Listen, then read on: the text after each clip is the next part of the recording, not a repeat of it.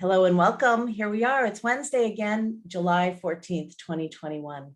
My name's Sarah McLean, and I'm really excited to be here with you today. If you haven't joined us before, what we do is we talk a little bit, answer some questions if there are any, and we've got a great group of people here. If you're watching this recording, you can't see all their beautiful faces, but we know you know they're there and meditating with you, even if you're watching this in a recording. Today, I wanted to talk a little bit about the divine whispers. I know somebody was asking about that. I think it was Elisheva, and she was asking, how do you know when God is talking to you? Well, I don't know if I know, but I can say that everybody's got a different sense of God.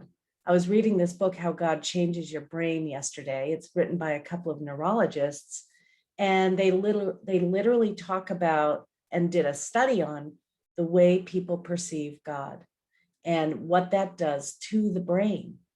So there's a small group of atheists. There's a bigger group of people that think that, and these are all about equal, that God is punishing, that God is controlling. That's another group.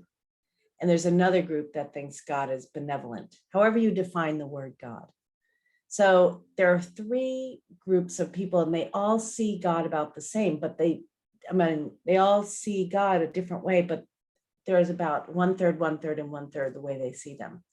And the people that see God as punishing and controlling tend to have a different brain density in the amygdala, the part of the brain that is in the fight or flight response, versus those who see God as benevolent and compassionate and gentle. And they have a little bit of a different density in the prefrontal cortex and the part of the brain that connects to others, compassionate centers of the brain, the insula, for instance.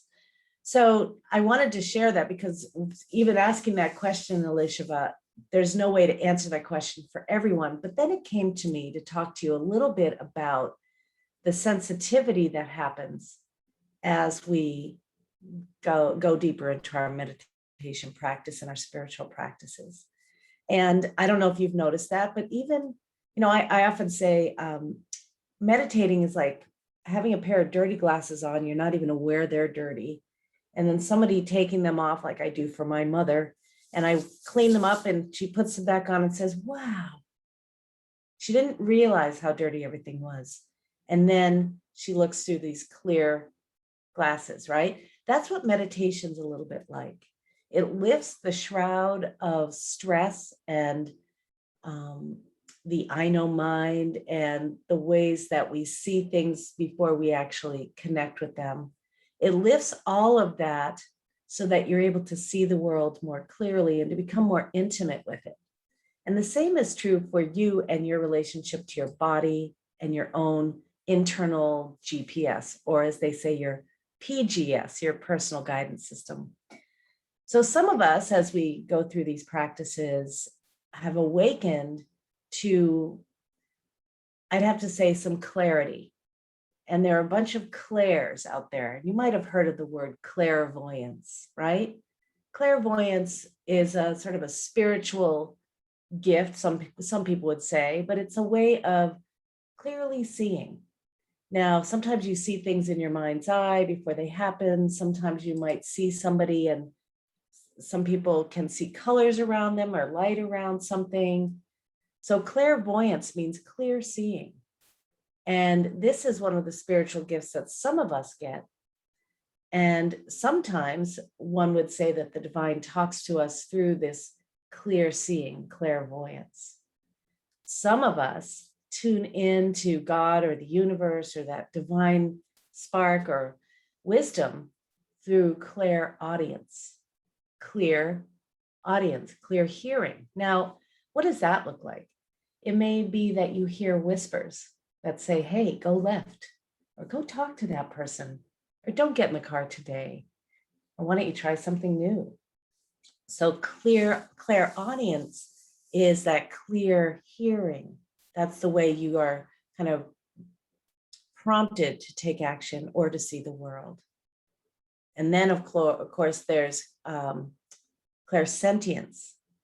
Clairsentience means clear feeling, or that clarity of feeling. And now, you know this, like sometimes you might get what they say, God bumps or goosebumps, or you might feel your stomach turn or your heart race, or even something that doesn't quite feel right to you.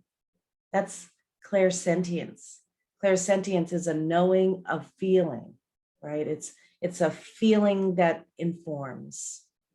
Now, some people have claircognizance. That's just an overall general knowing, an overall general sense of what to do or what is going on in this moment. It's just this knowing. They say it's from the level of the very refined intellect called the Buddhi Maya Kosha, for those of you who know Sanskrit. It's that knowing wisdom center. It's not evaluating or judging. See, whether it's claircognizance, clairaudience, clairsentience, clairvoyance, all of these are clear. And what that means is if you're getting some messages from God or spirit or from the universal intelligence, it's not going to be hysterical. It's not going to be dramatic. It's going to be a clear delivery. And if you don't hear it, it will probably be delivered again. I've told this story before, but I'm going to share it again because this is my experience, and I'm very clairaudient. I'm clairaudient. So that means I kind of occasionally hear promptings. So I was driving along. I was living in the Zen Center. I was driving my car. It wasn't even my car. I had just come back from India, and it was somebody else's car that I had borrowed. It was a busy day going from the Zen Center to the Chopra Center. And I was going there to help them with a particular event they were having. And I'm driving along pretty fast in this old borrowed car, and it wasn't raining or anything. And I was in the fast lane, and now I know the speed limit does apply to me too now. I didn't, before I thought it just applied to everybody else. But I was in the fast lane and I heard pull over. And there was no one in the car with me, but it was a very clear instruction to pull over. And I said, I'm not pulling over, kind of arguing with myself. And I heard again, pull over. And I'm not, everything's fine. There's no reason to pull over. I'm not pulling over.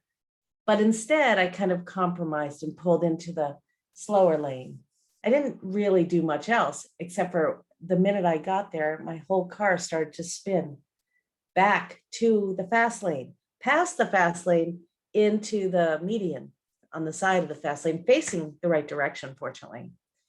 So as we were moving, I started to relax my body because I had recently read, if you're going to get in an accident, it's better to be relaxed than to be tense.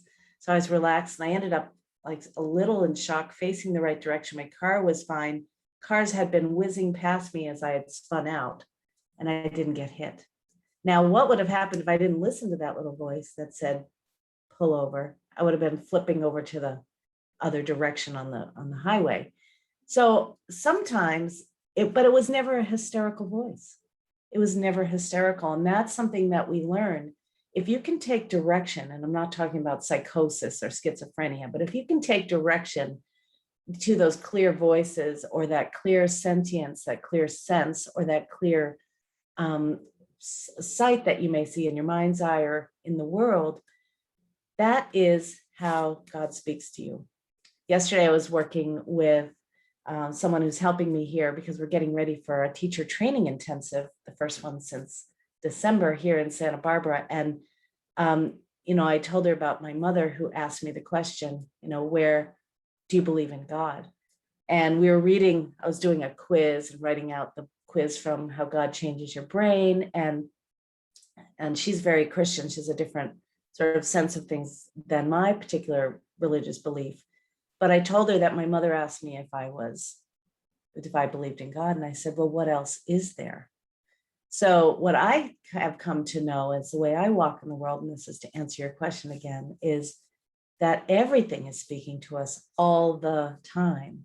And as we move through the world, if we can stay very present and very self-aware, not self-absorbed, self-aware, and aware of this present moment, that's when the information is going to come. And in every single moment, you have the choice of what you're going to put your attention on and how you're going to pay attention and how you're going to be. So really and truly, it's you meeting each moment.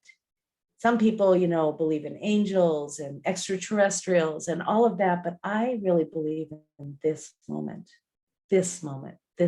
and all of the intelligence that's available to us in this moment, whether it's through our bodies, through our senses, through the objects of our environment, through our intuition.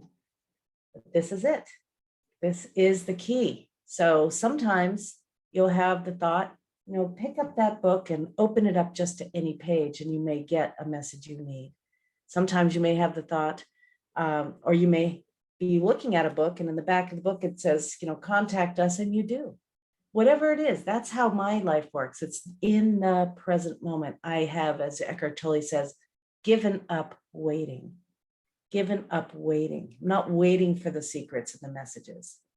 I am right here, right now, co-creating with the field of love. I have these stickers on my little Post-its on my monitor. My paradigm shift is constant and certain, and I co-create with the field of love, and I get what I expect. I get what I expect.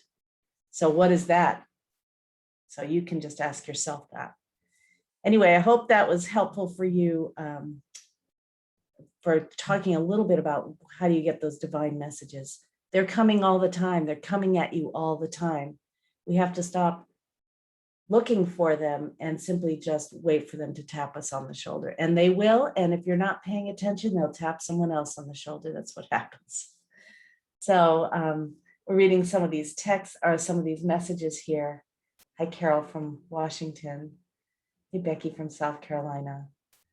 So in the book, The Genie in Your Genes by Dawson Church, about two groups of men with prostate cancer and belief of a kind and punishing God. Well, and so I bet that would be interesting, also that particular study, just to look at the ways in which we see the world, whether it's really illustrated by how we see or imagine the God, if you believe in God. So let some more people in, and we're going to get started. The first post I read from my computer was, I co-create with the field of love. You could say I co-create with God, or I co-create with the universe. I am in constant co-creation. I'm in constant co-creation. And that makes us kind of stay tuned, really.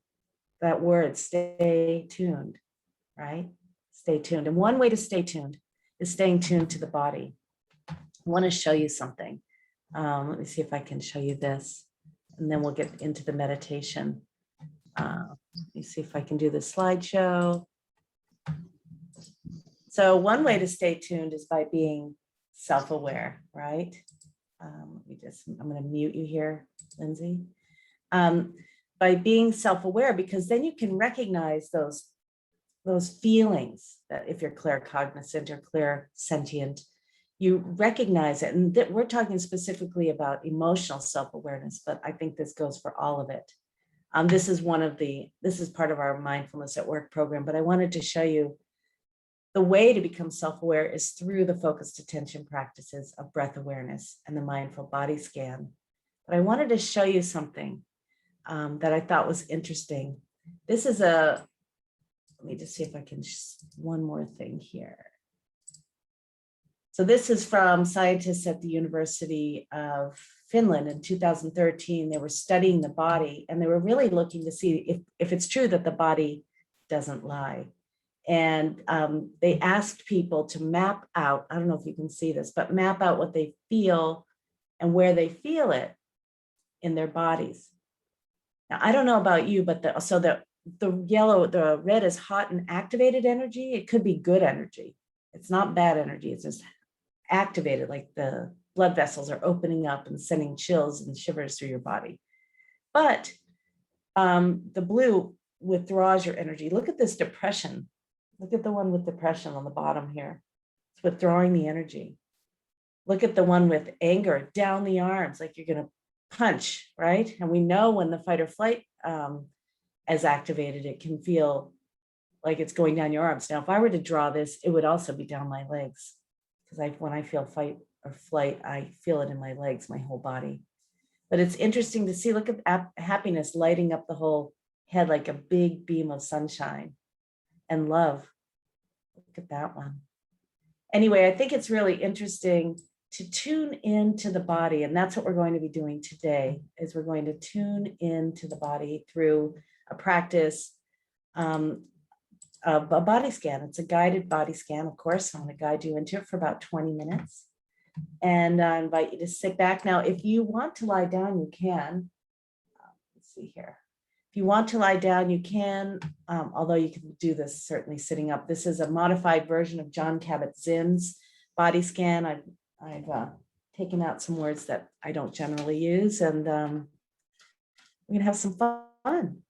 So a guided body scan is exactly how you tune in. When I say stay tuned, your body is like a hardware, right? You're staying tuned to the hardware so that you can pay attention to what's happening and when it's happening. Okay, so here we go. I'm going to invite you to sit back and relax. And of course, to remember not to try too hard to do anything. Simply be here now, or be her now, or be him now. Also, let go of expectations. We'll just, if you've done a body scan a million times, we'll do it again. It's like breathing. Also, we're going to be kind to ourselves. So if you come across an area of your body that you have arguments with, my invitation to you is to bring kindness to it, be sweet to it. Also, let's refrain from judging as good or bad, or broken or beautiful. Let's stay really present with what is and leave your judgments to the side.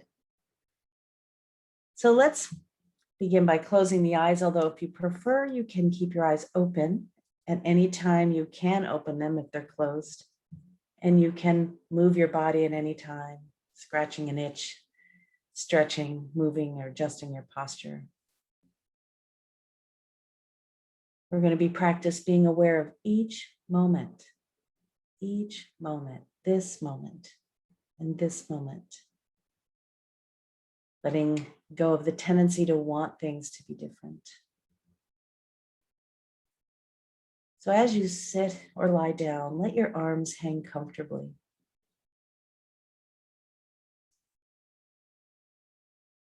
Get into that comfortable posture, feeling supported. And invite some deeper breaths. Breathing in slowly and deeply through the nose, and breathing out slowly and fully through the nose.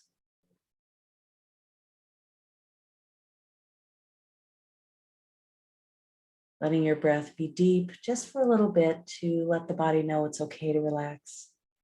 Activating the parasympathetic response, the rest and restore response.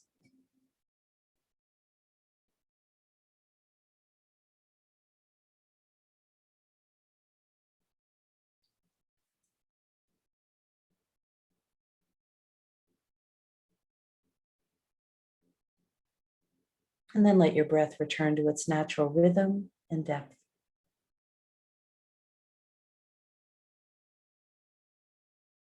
And throughout this practice, we'll be breathing naturally. Though the breath might deepen, become more shallow,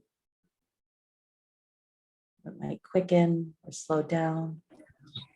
Let it be as it is.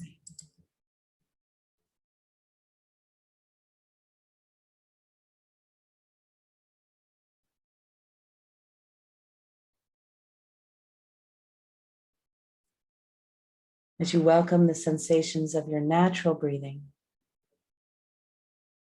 you might also begin to welcome the sounds in the environment.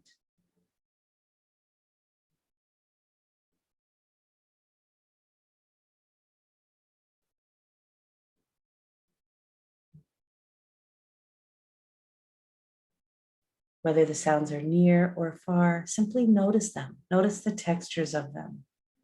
Notice the rhythms and the patterns of the sounds. refraining from judgment.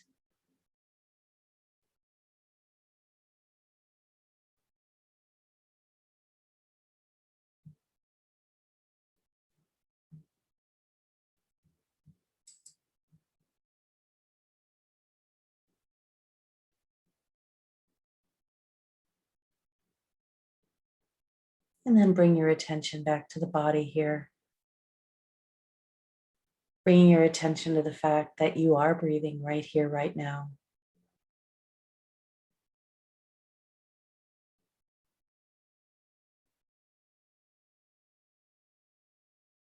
Without trying to control your breath in any way. Notice the way your energy moves with the breath. When you breathe in, do you feel energy moving up or down? And when you breathe out, do you notice the energy moving up or down?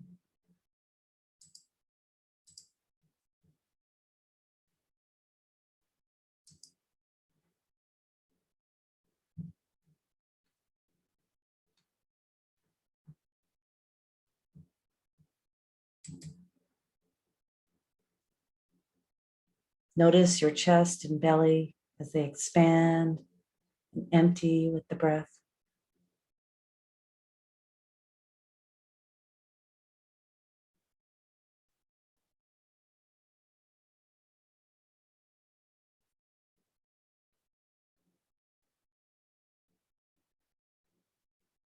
Letting go on each out breath, letting your body become heavier, letting it be supported as it is, sinking a little bit deeper into relaxation with each breath.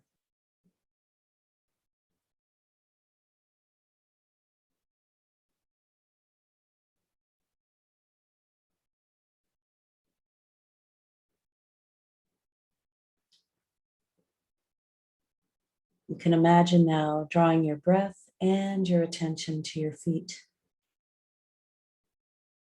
Breathing in and out naturally, becoming aware of the sensations in your feet. Perhaps where they meet the floor,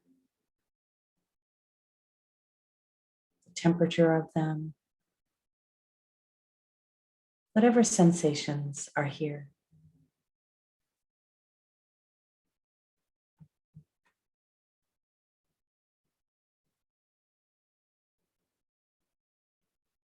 And as you breathe in, imagine your breath moving all the way down to your feet. And as you exhale, bringing it all the way up your body and letting it come out of your nose. So that you're breathing in from your nose and exhaling from your feet all the way through your body, out through your nostrils.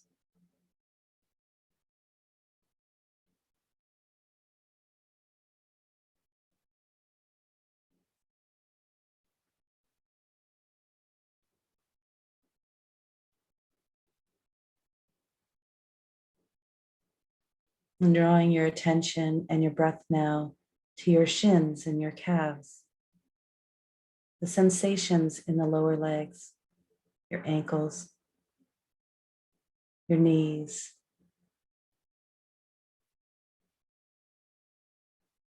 Drawing your breath in to the lower legs and letting it exhale from the lower legs out of your nostrils.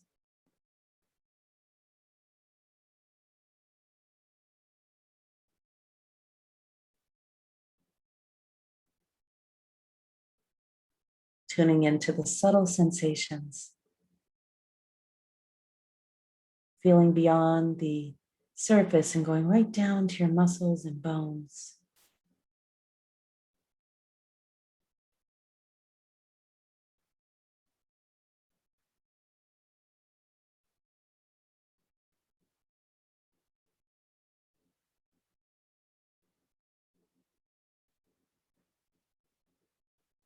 Bringing your attention now to your thighs, backs of your thighs, the fronts of your thighs. If there's any tension at all, soften it as you breathe in and out of the thighs. Tuning into the various sensations that is here without any judgment.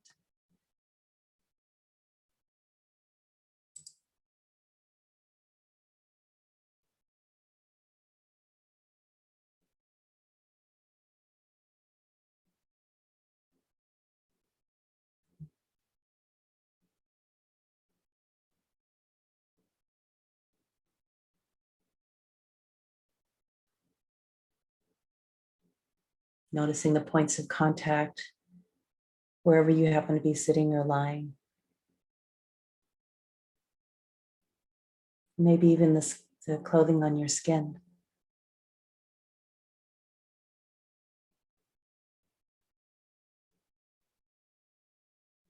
And bringing your attention and your breath to the pelvis. One hip to the other. From the front to the back. Drawing your breath in and out of the pelvis. Noticing your genitals. Whatever sensations are here. Tuning into the subtleties of the pelvis. And letting go of any tension as you breathe in and out.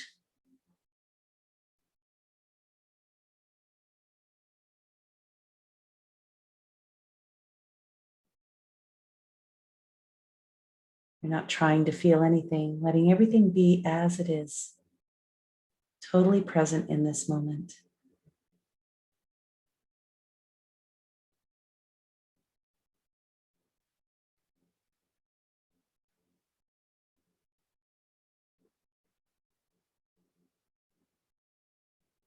Drawing the breath and your attention now to your belly,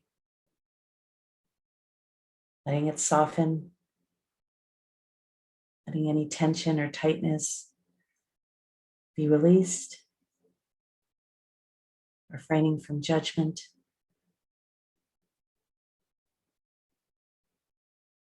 Inviting contentment.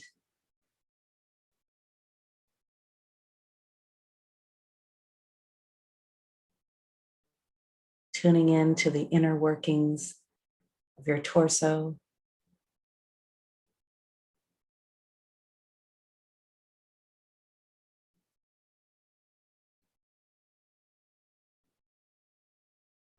Tuning into the subtle sensations, the movement, the temperature, the stillness.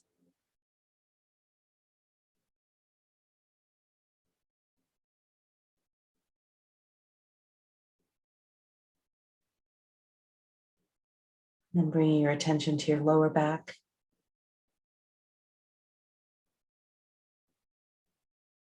Bringing your breath to it, letting go of any judgment, and inviting some softening.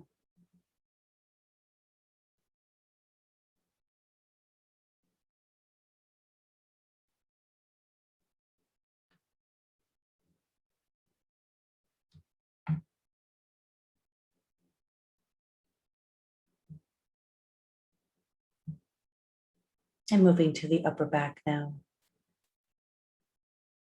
Being present with the sensations that are here without a lot of judgment.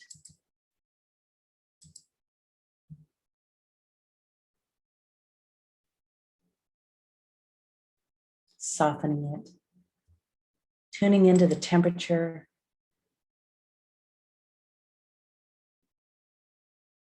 Perhaps noticing the clothing on your skin.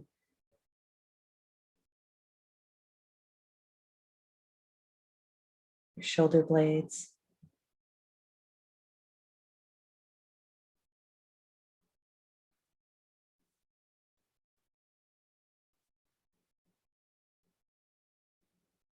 Can tune into your rib cage too and notice how it expands with the in-breath.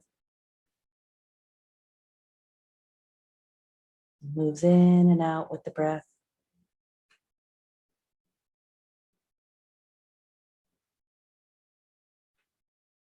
Sinking even deeper into relaxation with each breath in and out.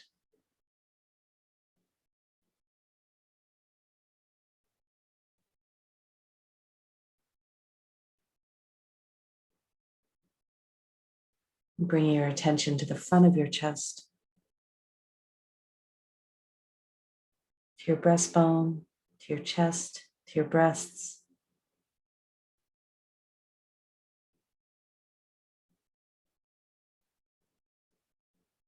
Tuning into the sensations.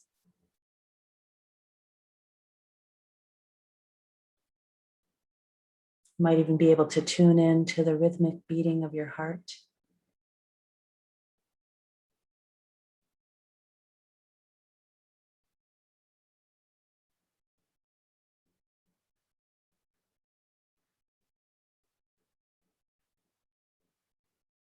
Explore the sensations of your heart and your lungs, your diaphragm, your rib cage.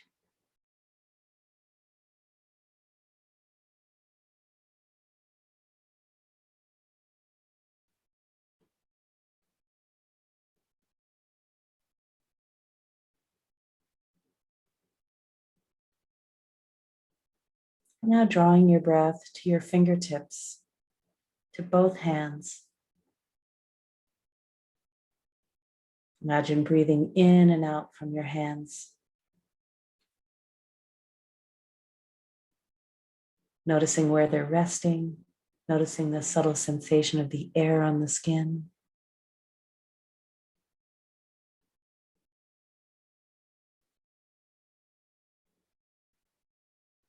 You might even feel your pulse in your fingertips.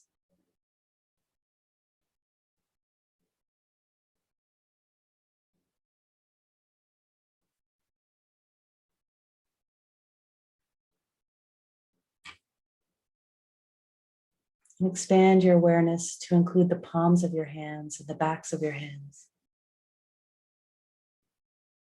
your wrists,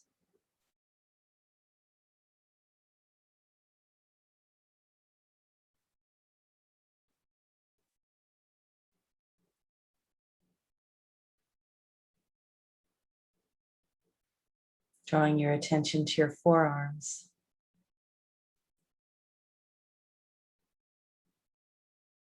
Tuning into your muscles and your bones.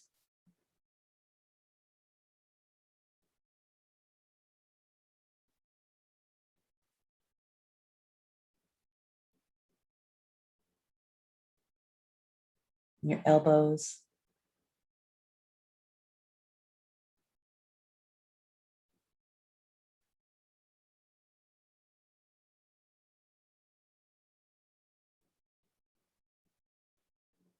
Your upper arms.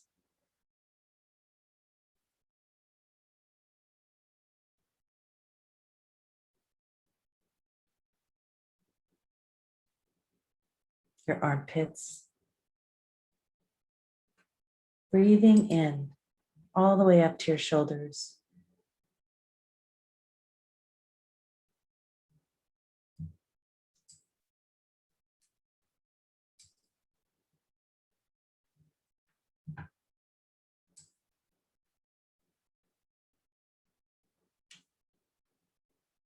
Letting any tension dissolve as you bring your breath to your shoulders, to your collarbone.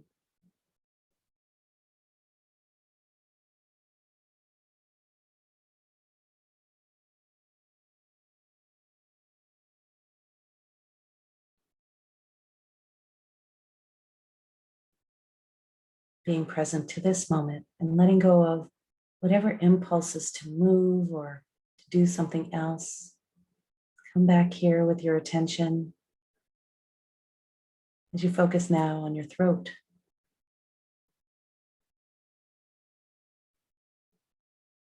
Your neck.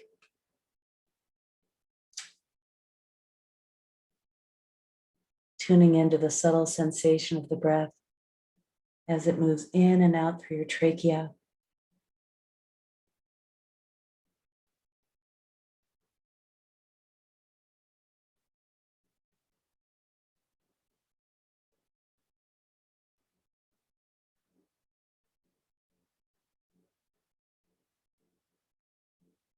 Noticing the way your head balances on your spine.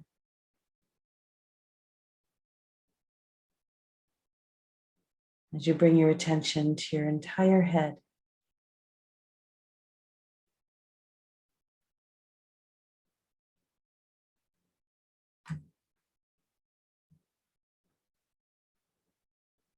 Softening your scalp. Letting go of any facial expression.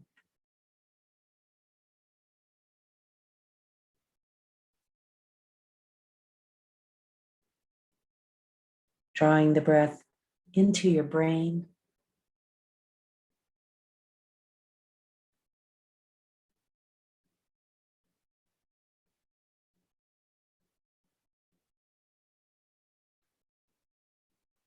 Noticing your eyes.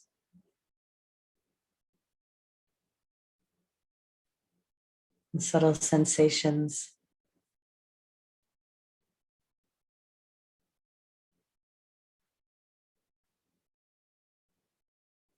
Notice your ears.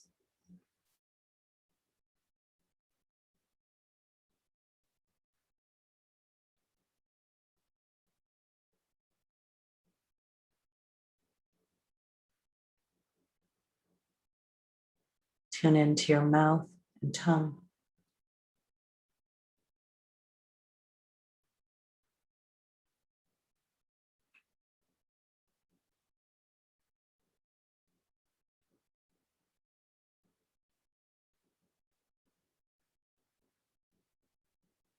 Now letting your breath move through your entire body in whatever way feels natural to you.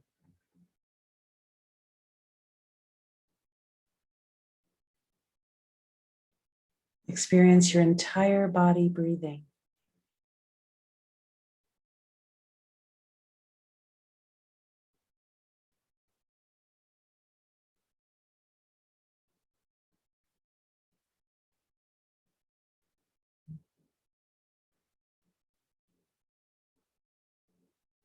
Sinking deeper and deeper into this sense of being right here, right now. Feeling whole and relaxed. Taking each moment as it comes.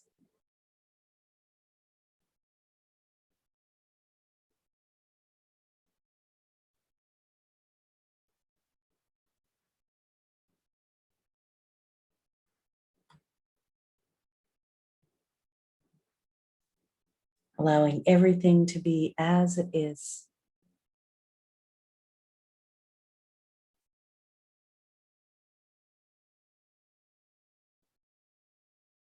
Feeling complete right now as you are.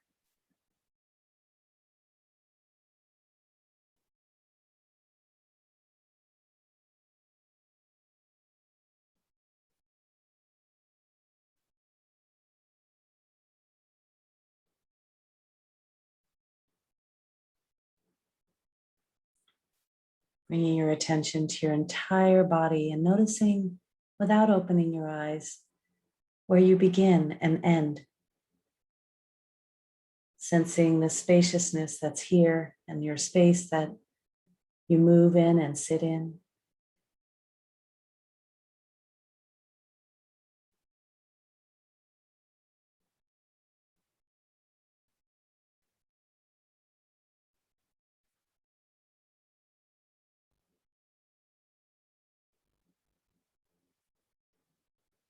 Inviting some deeper breaths if you like.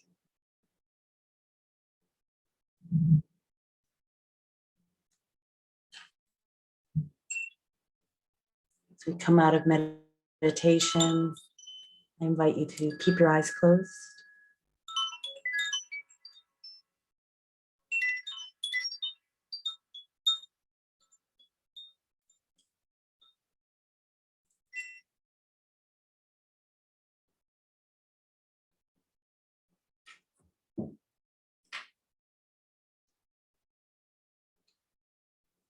You might begin to invite some gentle movements or invite an intention for how you'd like to stay tuned in to the body for the rest of the day. The body is always right here, right now. The breath is always right here, right now. And your life is always right here, right now.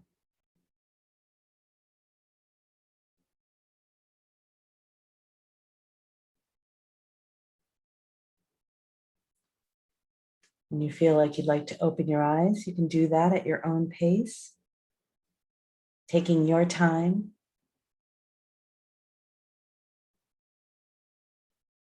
Staying tuned into the subtlety of your body and its wisdom and its signals.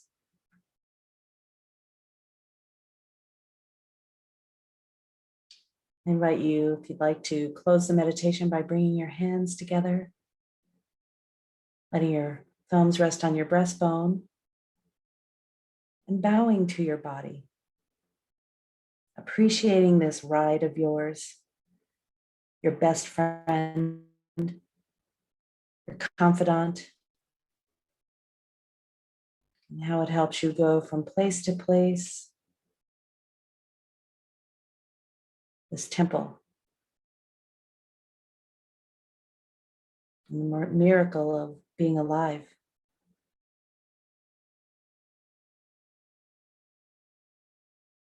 I want to thank you for joining me today. Thank you for bringing your body here and your mind and your attention and your spirit. I hope you're feeling well and happy and at least a little more present.